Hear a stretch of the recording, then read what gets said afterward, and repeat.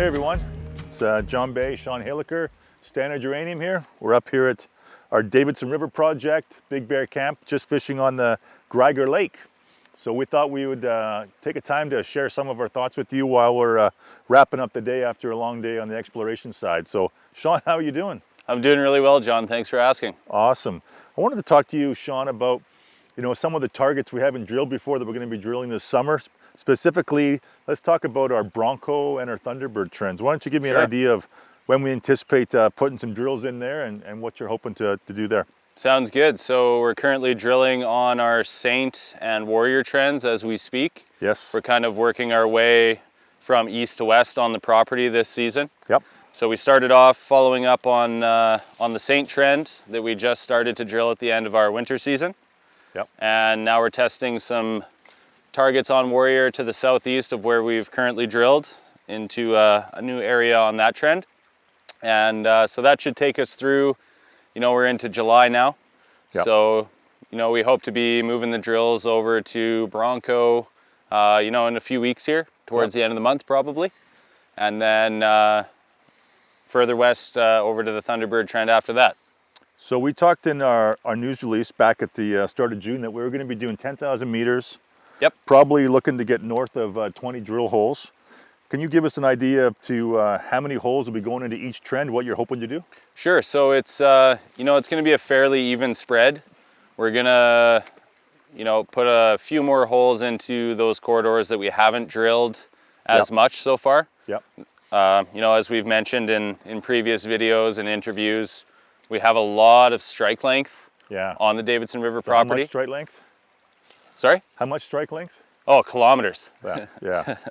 Yeah, so each one of these trends is, several kilometers long. So it takes a lot of drill holes to really test these things properly. Yeah. So that's what we want to do. We have several target zones that are high priority on each one. So we're going to step along strike and drill some fences and take some really aggressive step outs. Oh, crap.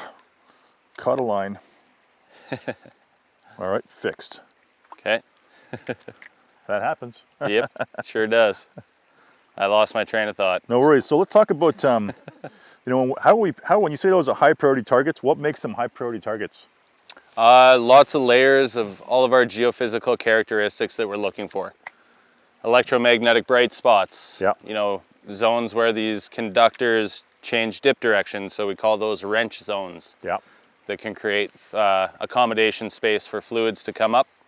And, breaks and flexures and bends in these conductors. So basically where these things are cross-cut by later structures. Yeah.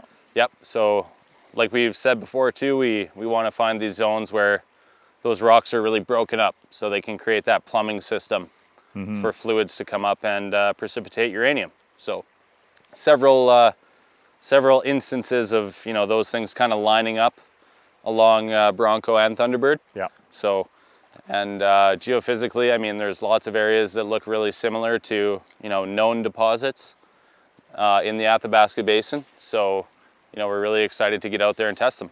Yeah, no kidding. What, one other question I wanted to ask you, which we get asked a lot is, when we start getting this core back into the core dome, then we take it over to, what's the name of the place you like to store our core at? Corcatraz. Corcatraz. When that core is coming in, we didn't mention exactly, when that core is split and when it goes off to the assay labs. Yep.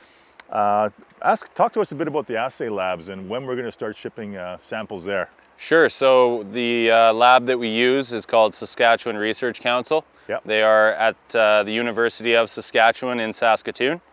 Yep. And I got some good friends there at the lab, worked with them lots in the past.